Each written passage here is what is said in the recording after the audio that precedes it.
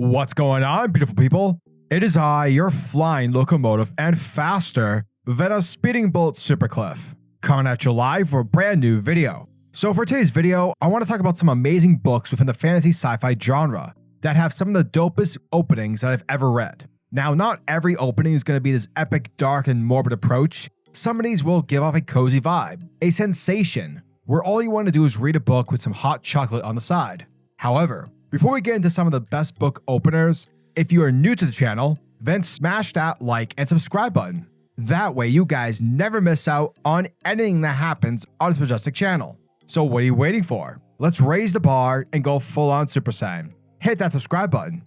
Thus, without further ado, let's get into it. Let's get freaky. Starting off, we have Harry Potter and the Sorcerer's Stone by J.K. Rowling. Mr. and Mrs. Dursley of number 4 Privet Drive were proud to say that they were perfectly normal. Thank you very much. They were the last people you'd expect to be involved in anything strange or mysterious, because they just didn't hold with such nonsense. This is a fantastic opener, because what it says is essentially that the normal world that we live in, or in terms of Harry Potter, the Muggle world, nothing extraordinary happens. We have our basic duties, 9-to-5 jobs, friends, family, we watch our favorite TV shows and sports. It's basic life 101. The opening is giving us a promise that nothing magical ever happens. Haha, just kidding. LOL. It's a very fun, adventurous way to get oneself into the world of Harry Potter. From there, we have The Dark Tower the Gunslinger by Stephen King. The man in black fled across the desert, and the gunslinger followed. Have you ever heard of that expression, less is more? Well, hot damn on a stick. This is the perfect example of that. This line is so badass, but it's also very cold. And the gunslinger, aka Roland, he's a very cold character. He has two main goals in the series, to catch the man in black and to find the Dark Tower. So good. Next up, we have Dune, Book 1 by FrankHerbert. A beginning is the time for taking the most delicate care that the balances are correct. This every sister of the Bene Gesserit knows. To begin your study of the life of Muad'Dib, then take care that you first place him in his time, born in the 57th year of the Padishah Emperor Shaddam IV, and take most special care that you locate Muad'Dib in his place, the planet Arrakis.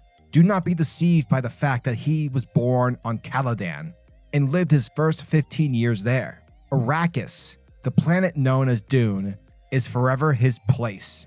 Do you like science? Are you a fan of math? Are you wanting to engage in some deep philosophical discussions? Well, that's the feeling I get when I read FrankHerbert's Dune. I feel like I'm about to enter a complicated universe full of politics and deception. And by the way, I am beyond hyped for Dune Part 2. Oh my gods.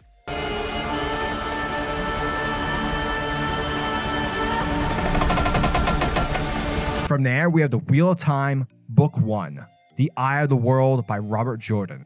The Wheel of Time turns, and ages come and pass, leaving memories that become legend. Legend fades to myth, and even myth is long forgotten when the age that gave it birth comes again. In one age, called the Third Age by some, an age yet to come, an age long past, a wind rose in the mountains of mist. The wind was not the beginning. There are neither beginnings nor endings to turning the wheel of time, but it was a beginning. This is one of the best fantasy openers you can ask for. You don't really know what to expect, but you're definitely going to assume that time is a factor and that history and the repetitiveness of history repeats itself. And so will the situation change this time or will it not? So yeah, epicness just waiting to happen.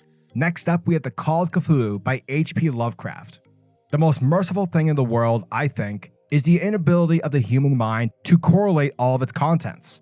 We live on a placid island of ignorance, in the midst of black seas of infinity, and it was not meant that we should voyage far. The scientists, each straining in its own direction, have hitherto harmed us little, but someday the piecing together of dissociated knowledge will open up such terrifying vistas of reality and our frightful position, wherein that we shall either go mad from the revelation or flee from the deadly light and the peace and safety of a new dark age.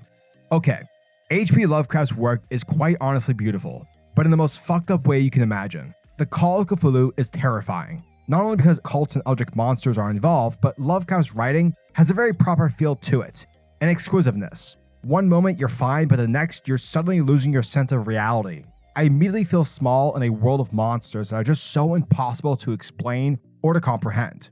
And finally, we have the GOAT of fantasy openers, The Hobbit by JRRTolkien. In a hole in the ground there lived a hobbit, not a nasty, dirty, wet hole filled with the ends of worms and oozy smell, nor yet a dry, bare, sandy hole with nothing in it to sit down on or to eat. It was a hobbit hole, and that means comfort. This is my favorite opener for any fantasy book to exist. Not saying The Hobbit is my favorite book, but this opener really solidifies the meaning of a comfortable life, or in other words, the meaning of a hobbit's life, and how a simple life can change on a whim, to the point where you're now on a quest to defeat a dragon and to take back a mountain's worth of treasure. This opener is gentlemanlike. It's proper, yet there's also a feeling within it that's wanting more from life, despite the pleasant comfortableness that is part of one's life in a hobbit hole. So yeah, as always, I'm your majestic sayer of words, SuperCliff, and if you guys are new to this channel, then do me a solid by smashing that like and subscribe button, and also the notification bell so that you'll never miss out on an upload, and so that you'll always be kept up to date with your favorite fantasy books, fantasy news, and all that fun stuff in this creative world. Now tell me, what are your thoughts and opinions? What's some of your guys' favorite openings for a book? Fantasy, sci-fi, horror? Just give me the goods. Plus it helps with the algorithm. So yeah, let me know down in the comment section below, and until the next video, peace. Giggity goo.